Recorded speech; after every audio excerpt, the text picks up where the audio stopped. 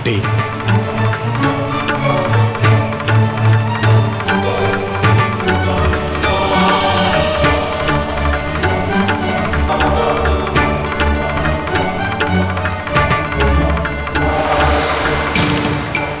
കുട്ടി, നാം ദേശാന്തര സഞ്ചാരം നടത്തുന്ന ഒരു സിദ്ധനാണ്. നമുക്ക് വല്ലാതെ ദാഹിക്കുന്നു. അല്പം പാല് തരാമോ?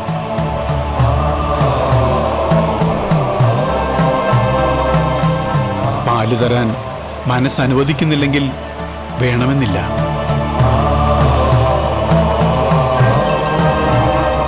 അതെ, ഒന്ന് നിൽക്കണേ.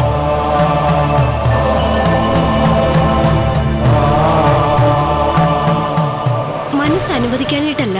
എന്റെ ഭവനത്തിൽ അമ്മായി നാത്തൂനും ഒക്കെയുണ്ട്. അവരൊരു പക്ഷേ പാലളന്നു നോക്കി കുറവ് കണ്ടാൽ എന്നെ ശകാരിക്കും. ഒരു നിമിഷം ഞാൻ അത് ഓർത്തുപോയതാ. ഓ, എങ്കിൽ നാം മൂലം കുട്ടി ശകാരം കേൾക്കണ്ട. നമ്മുടെ ദാഹം മറ്റു വല്ല മലിനജലവും പാനം ചെയ്ത് തീർത്തുകൊള്ളാം. അരുത് മഹാത്മാവേ, അങ്ങ് മലിനജലം കുടിക്കാനോ? വേണ്ട, അങ്ങയുടെ ദാഹം തീർത്തതിന് ശേഷമുള്ള പാല് മതി ഭവനത്തിലേക്ക് കൊണ്ടുപോവാൻ. അങ്ങ് സദയം പാനം ചെയ്താലും.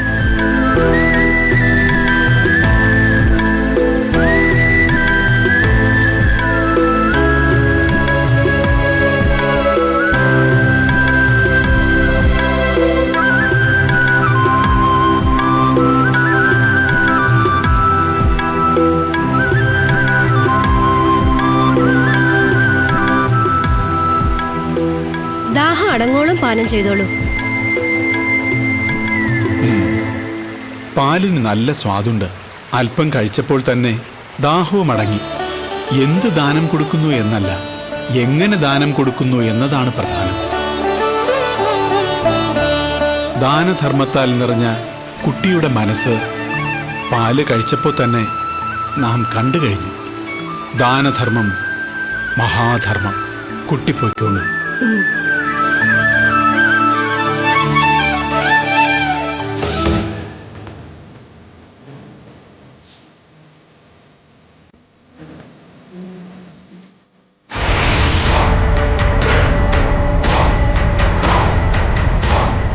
മീനാക്ഷി, ആ അഭിരാമിയുടെ വീട്ടില് ഇന്ന് 2 കുടം പാല് കൊടുക്കണമെന്ന് പറഞ്ഞു. നമ്മുടെ ആവശ്യത്തിനുള്ളത് എടുത്തിട്ട് ബാക്കി അവിടെ കൊടുത്തേക്ക്. അല്ല, അത് പിന്നെ നാളെ കൊടുക്കാം. നിന്റെ ഭാവപ്രകടനങ്ങളൊക്കെ കാണുമ്പോ എന്തോ കള്ളത്തരത്തിന്റെ ലക്ഷണം ഉണ്ടല്ലോ. അല്ല, ഇന്ന് പശുവിന് പാല് കുറവായിരുന്നു. പാല് കുറവോ? സത്യം പറയ, കറന്നെടുത്ത പാല് നീ എന്ത് ചെയ്തു?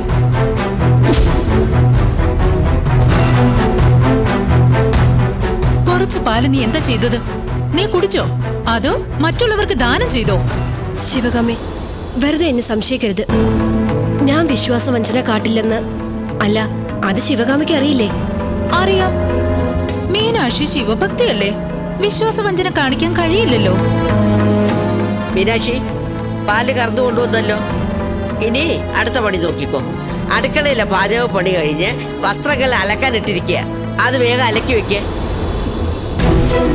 അത് കഴിഞ്ഞ് ചാണകക്കുടിയിൽ നിന്നും ചാണകം ചുമന്ന് തെങ്ങിൻ ചൂടുകളിലെല്ലാം ഇടണം.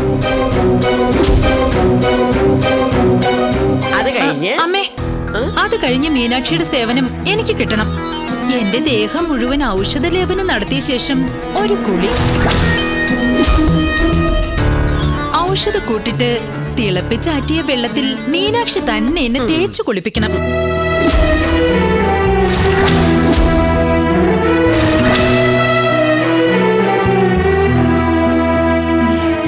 ശിവഭക്തിയുടെ തൃക്കൈ സ്പർശന അനുഭവിച്ചുകൊണ്ടുള്ള കുളിയല്ലേ.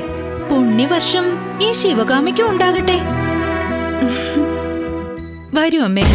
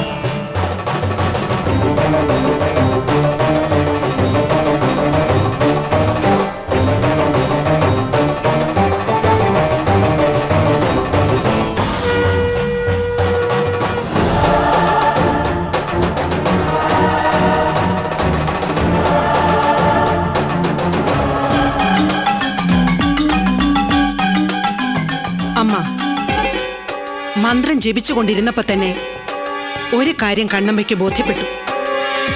അമ്മയുടെ മരുമകനാകേണ്ട ഭർത്താവിന് ഭാര്യയോട് ഉള്ളെഴിഞ്ഞ സ്നേഹവും മതിപ്പും ഉണ്ട് അല്ലേ?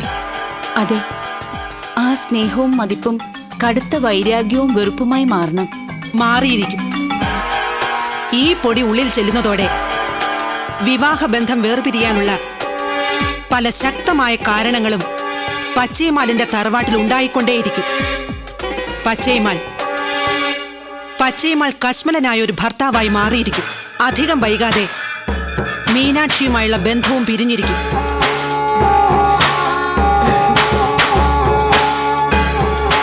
ഇതാ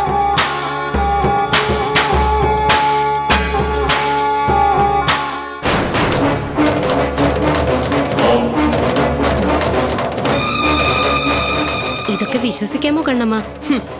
കണ്ണമ്മയുടെ മായപ്പൊടിയുടെ മാഹാത്മ്യം കേട്ടിട്ടില്ല അല്ലേ? എത്രയെത്ര വിവാഹബന്ധങ്ങൾ വേർപിരിച്ചു, എന്തെന്ത് ധനികരെ കുത്തുപാള എടുപ്പിച്ചു, എത്ര പേരെ മാറാ രോഗികളാക്കി, എന്തെന്ത് വ്യക്തികൾ രക്തം ഛർദിച്ചൊടുങ്ങി, എത്ര മതി കണ്ണമ്മ. മീനാക്ഷിയും പച്ചേമാലും തമ്മിലുള്ള ബന്ധം വേർപിരിയണം. പച്ചേമാല എന്റെ കഴുത്തിൽ താലി കെട്ടുകയും വേണം. ആ കാര്യം സാധിക്കൂ? സാധിച്ചിരിക്കും. ഇല്ലെങ്കിൽ ഈ കണ്ണമ്മ ദുർമന്ത്രവാദം നിർത്തിയിരിക്കും. അതീവ രഹസ്യമായി ഈ പൊടി പാലിൽ ചേർത്ത് പച്ചേമാലിന് കൊടുക്കുക. പിറ്റേന്ന് നേരം പുലരുമ്പോൾ ഫലം കണ്ടിരിക്കും, ഉറപ്പ്.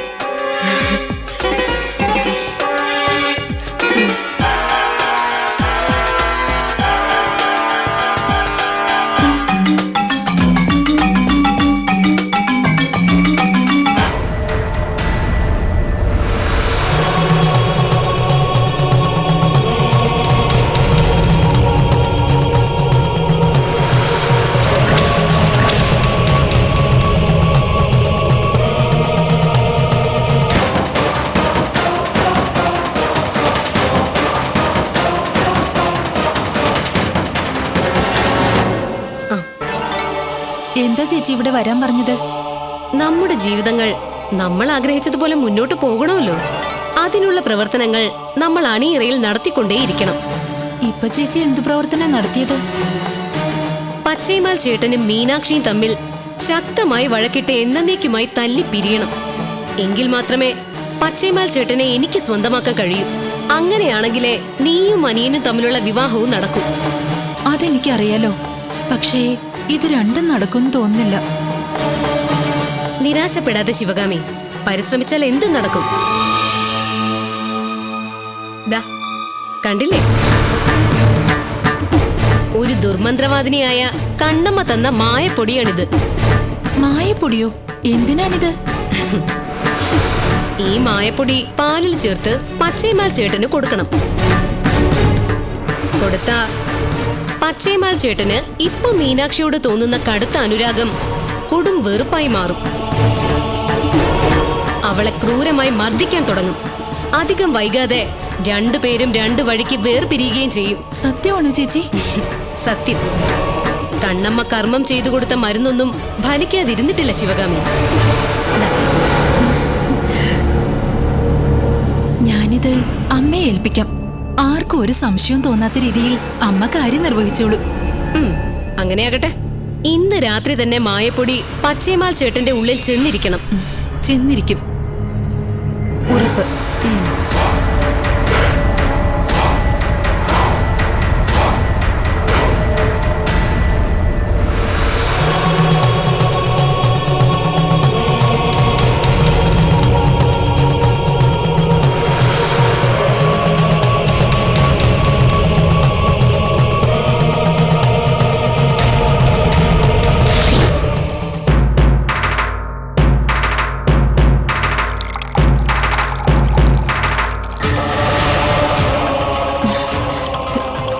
അമ്മേ, മീനാക്ഷി ജ്യേഷ്ഠന് കിടക്കൊരുക്കുക. ഭാര്യ ഭർത്താക്കന്മാരായി ഒരുമിച്ച് കഴിയാൻ സാധിക്കാത്തതിന്റെ ദുഃഖം പങ്കിടാനും കുറെ സമയം എടുക്കും. ഇതാണ് പറ്റിയ അവസരം. മണിമേഖല തന്ന പൊടി പാലിൽ ചേർക്കമ്മേ.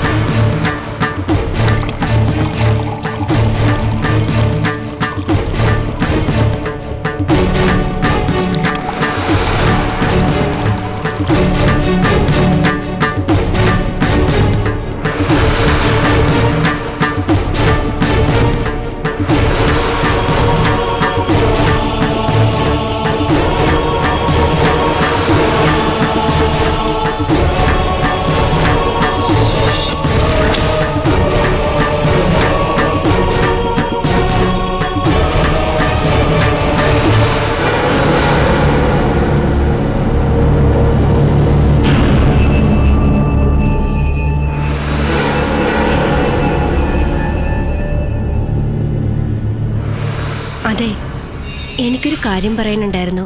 പറഞ്ഞോളൂ. നാളെ എനിക്ക് വ്രതമാണ്. ക്ഷേത്രത്തിലേക്കൊന്ന് പോണമെന്നുണ്ടായിരുന്നു. ക്ഷേത്രത്തിൽ പൊയ്ക്കോളൂ. പക്ഷേ പശുവിനെ കറന്ന് കുളിപ്പിച്ച് തൊഴുത്തും വൃത്തിയാക്കുമ്പോഴേക്കും നേരെ ഏറെ വൈകും. ക്ഷേത്രത്തിലെ പൂജയും കഴിയും. അതിനെന്താ, നാളെ ആ ജോലികളൊക്കെ ഞാൻ ചെയ്തോളാം. മീനാക്ഷി വ്രതം മുടക്കണ്ട. ഞാൻ പലപ്പോഴേ ശ്രദ്ധിക്കുന്നു, അടുക്കളയിൽ ഒരു വേലക്കാരിയെ പോലെ അന്തി ഉറങ്ങേണ്ട നിന്റെ അവസ്ഥയെക്കുറിച്ച് ഓർക്കുമ്പോൾ എനിക്ക് വേദനയുണ്ട്. ശിവകാമിയെ അവഗണിക്കാൻ എനിക്ക് പ്രയാസമില്ല. പക്ഷെ അമ്മയുടെ പിടിവാശിക്ക് മുമ്പേ ഞാൻ നിസ്സഹായനായി പോവും. പെറ്റമ്മയായി പോയില്ലേ? എത്ര കാലമെന്ന് വെച്ചാ ഈ പിടിവാശി നിലനിൽക്കുന്നത്? സ്വന്തം തെറ്റുകൾ മനസ്സിലാക്കാൻ മഹാദേവൻ അമ്മയ്ക്കും ശിവകാമിക്കും അവസരങ്ങൾ നൽകിക്കൊണ്ടിരിക്കുകയാണ്.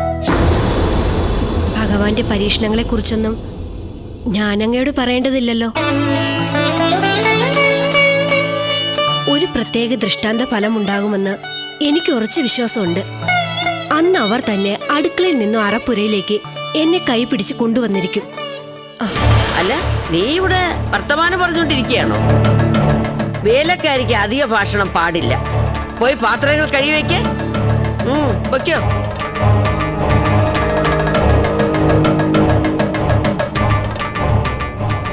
അമ്മേ, എന്ത് ക്രൂരതയാണിത്! ആദ്യ രാത്രി ഭാര്യ മണിയറയിലേക്ക് പ്രവേശിക്കുന്നത് ഭർത്താവിന് പാലുമായിട്ടാ.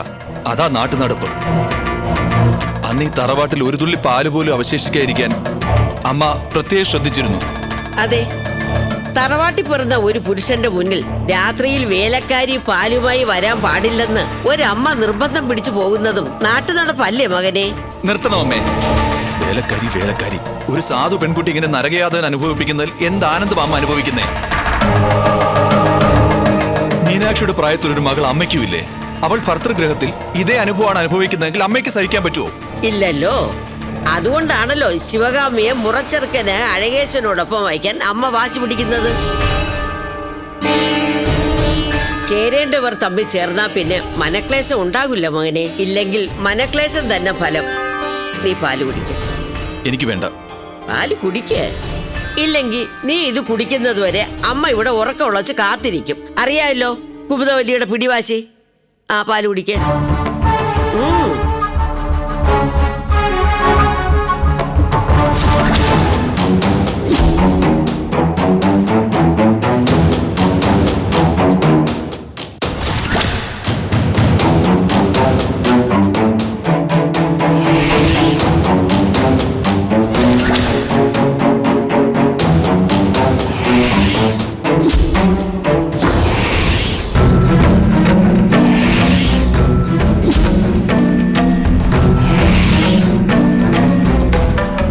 ഇനി നിന്റെ മനസ്സ് മീനാക്ഷി വിരുദ്ധമായി കൊള്ളും മകനെ.